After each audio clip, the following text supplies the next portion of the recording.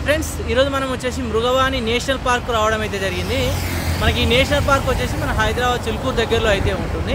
So లోపలికి వెళ్ళి ticket price ఎంత ఉంది, సఫారీకి ఎంత ఉంది, లోపల చూడవలసిన ఏమేమి ఉన్నాయి, ఒకసారి లోపలికి వెళ్ళి 1 by 1 చూసుకుంటూ లోపలికి అయితే వెళ్దాం పదండి.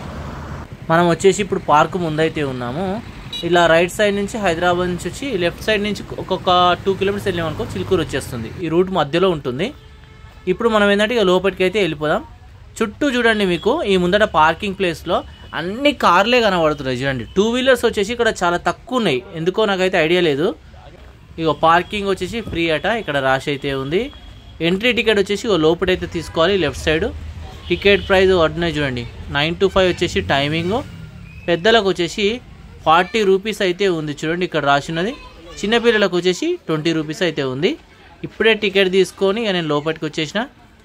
ఇక ఇక్కడి నుంచి ఒకసారి వ్యూ చూసుకుంటూ మన ముందుకైతే వెళ్దాం పదండి. వావ్, ఎంత బాగుంది చూడండి. ఇది ఏంటంటే కొన్ని 100 ఎకరాలలో విస్తరించి అయితే ఉంది. 100 కాదు, 1000 ఎకరాలనే ఉందట. బట్ ఏంటంటే మనకైతే కొంత ఏరియాల్లోనే పర్మిషన్ ఉంది తిరగడానికి. ఒకవేళ మీరు ఇంకా చూడాలి అనుకుంటే ఫారెస్ట్లోకి వెళ్ళడానికి సఫారీ వెళ్ళాలి.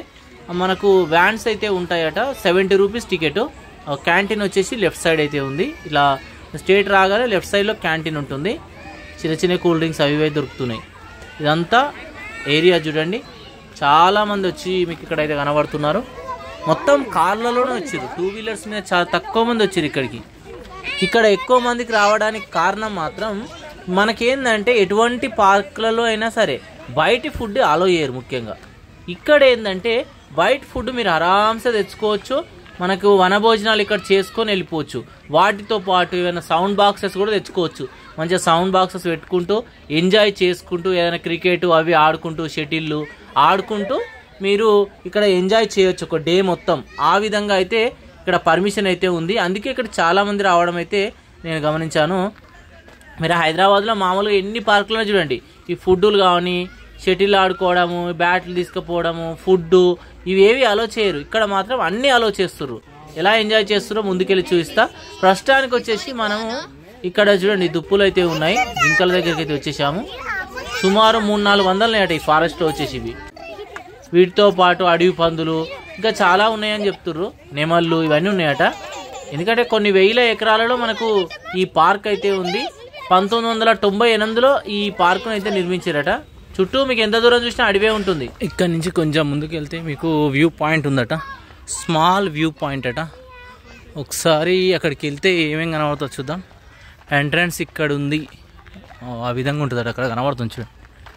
మంచి పైకి అయితే వెళ్దాం పదండి. మెట్లు వచ్చేసి ఎట్లున్నాయి చూడండి. యాక్చువల్గా ఫారెస్ట్లోకి వెళ్ళడానికి వీలు లేకుండా అంత కంచె నిర్మించారు. లోపలికి వెళ్తారనుకున్నారో ఏమో. ఈ రాళ్ళ మధ్యలోకి వెళ్ళి నడుచుకుంటూ పైకి అయితే వెళ్తున్నాం. ఇక చాలామంది అయితే వస్తున్నారు చూడండి ఆ పైనుంచి అయితే. వీళ్ళంతా వ్యూ పాయింట్ దగ్గర పోయి వస్తున్నట్టున్నది. నిటారుగా ఉన్నాయి ఇక మెట్లు అయితే. అసలు పైకి వెళ్తే ఏముంటుందో నాకు తెలిసి. వ్యూ వచ్చేసి చిన్న పాయింట్ అన్నారు.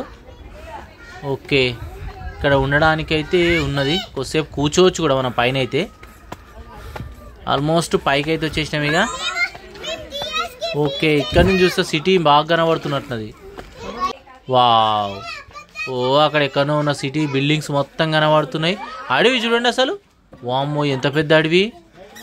కొన్ని 1000 ఎకరాలంటే 1000 ఎకరాలే ఉంది. చాలా పెద్ద అడవి. వావ్, చూడండి ఎంత చూసినా తనివి తీరుతలేదు. చూడండి, మన హైదరాబాద్ ఒడ్డున ఇంత పెద్ద ఫారెస్ట్ ఉందంటే నమ్మలేకుంటున్నది కదా. పైన వ్యూ పాయింట్ అయితే చూసారు కదా. ఇక్కడ నుంచి ఏంటంటే పై వరకు చాలా బ్యూటిఫుల్గా కనబడుతుంది వ్యూ అయితే. చాలా బాగుంది. మనం వెళ్తుండే చూడండి.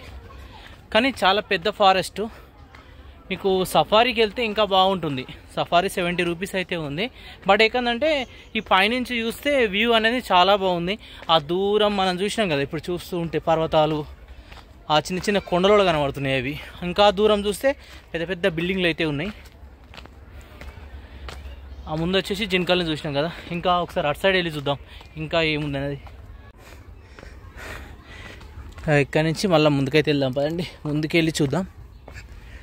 ఇప్పుడే వ్యూ పాయింట్ అయితే చూసినాం. మంచిగా ఫుడ్ అన్నీ తెచ్చుకొని తింటారు హాయిగా అందరైతే. వనభోజనాలు చేస్తారు ఇక్కడ. ఒకసారి ఇక్కడ నుంచి చూడండి వ్యూ ఎలా కనబడుతుందో. ఇక మంచిగా చెట్ల కిందికి ఫుడ్ అన్నీ వండుకొని వస్తారు. హాయిగా చెట్ల కింద కూర్చొని అందరూ వనభోజనాలు చేస్తారు. చూడండి ఎక్కడ చూసినా మీకు వాళ్ళే కనబడుతుర్రు.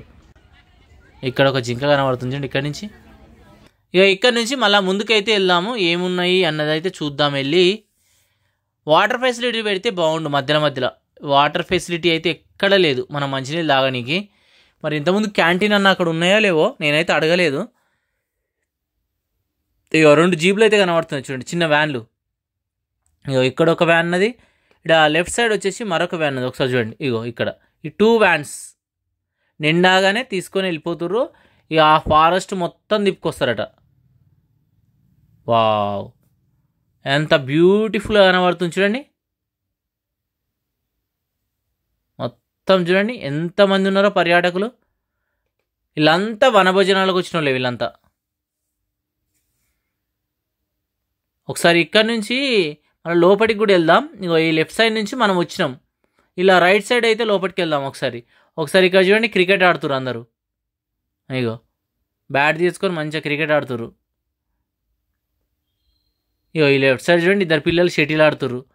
మంచిగా ఒక్కొక్కరు ఒక ఏరియాలో కూర్చున్నారు. ఫ్యామిలీస్ వచ్చినాయి మంచిగా 10 మంది 5 మంది 20 మంది ఇట్లా కలిసి వచ్చారు ఒక్కొక్క దగ్గర అయితే. ఇక్కడ చూడండి ఒకసారి, వావ్, వాళ్ళు మంచిగా చైర్లు బీర్లు అన్నీ తెచ్చుకున్నారు. ఓ 50 చీరల వరకు ఉన్నట్టున్నాయి. ఒక 50 మంది వచ్చారు, మంచిగా వండుకొని వచ్చి ఇక్కడ తింటుర్రు. వెదురు చెట్టు చూడండి ఎంత పెద్దగా ఉన్నాయో. ఓకే, ఇక్కడ వచ్చేసి వాళ్ళ క్వార్టర్స్ ఉన్నట్టున్నాయి. లాస్ట్లో వాష్రూమ్స్ ఉన్నాయి. ఇక్కడ చెట్లు ఉన్నాయి అన్నీ. మన ఇష్టం, ఇక ఎక్కడైనా కూర్చోవచ్చు. మార్నింగ్ 9కి వచ్చినాం అనుకో, మంచిగా ఫుడ్ అది వండుకొని వచ్చేసినాం అనుకో, ఏమైనా ఆడుకోనికి అన్నీ తెచ్చుకుంటే ఈవినింగ్ 5 వరకు మంచిగా ఆరామ్సే కూర్చోవచ్చు. ఇక్కడ మంచిగా ఎంజాయ్ చేసి ఈవినింగ్ వెళ్ళిపోవచ్చు. పెద్ద రిస్ట్రిక్షన్స్ ఏం లేవు, హాయిగా రావచ్చు లోపలికి. ఎన్నిసార్లు బయటికి వెళ్ళి వచ్చినా వాళ్ళైతే ఏమంటలేరు, బాగుంది.